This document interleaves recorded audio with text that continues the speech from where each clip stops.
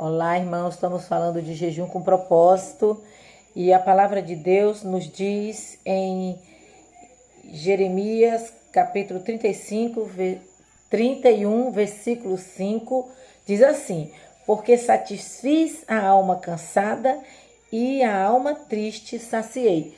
Lembra que eu terminei outro vídeo falando que se a gente não tiver propósito, se a gente não tiver bem focado por que é o jejum, a gente fica cansado, exausto. Então, o que acontece?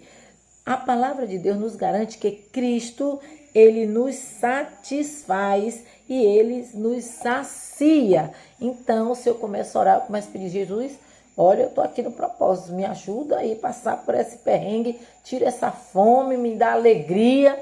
Porque a Bíblia diz que quando você jejua, você não pode ficar abatido, para todo mundo ver, tadinho, tá sofrendo, não.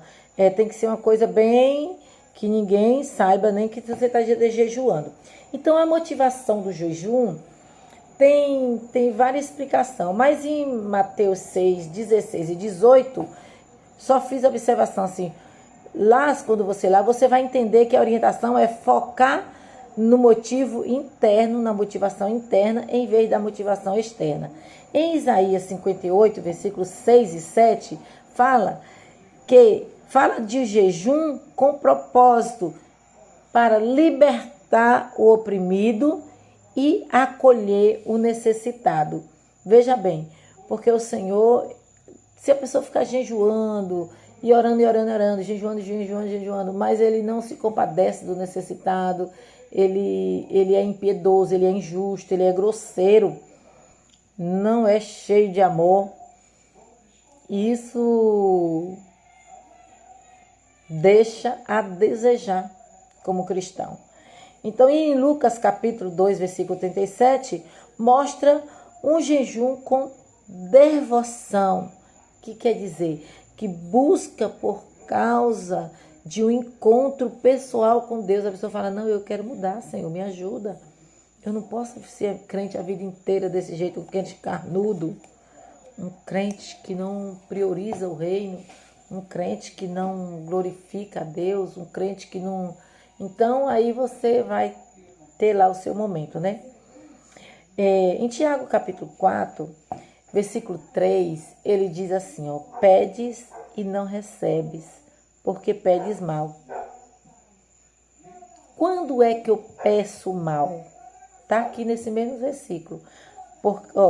Pedes e não recebes, porque pedes mal para gastar nos seus deleites.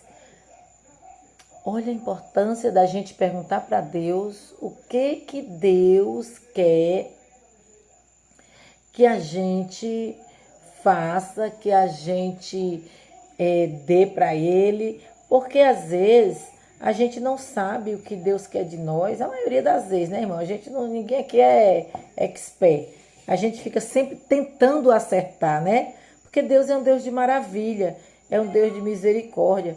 A gente fica sempre tentando acertar, mas a gente pode errar, não pode? A gente pode errar, mas Deus, Ele é um Deus de misericórdia, é um Deus de poder, Deus de graça, um Deus que supre as nossas necessidades, mas que também é um Deus que tem padrões para estar com Ele. Não é de qualquer jeito, né? A gente não pode pedir para o nosso bel prazer apenas, né? Então, quando que o jejum deve começar? O jejum começa, meu irmão, no coração, como já foi falado, na boca, quando a gente faz o voto, né? Na perseverança, que é para ir até o fim. Você não pode dizer que vai jejuar até 6 horas e jejuar até 2 da tarde. Lógico, pode acontecer? Pode, mas o gostoso é terminar, né?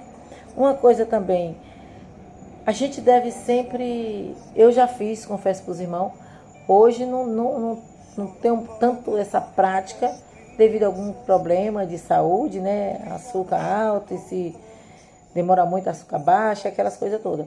Mas a prática de jejuar orando, tranquila, sem correria, né?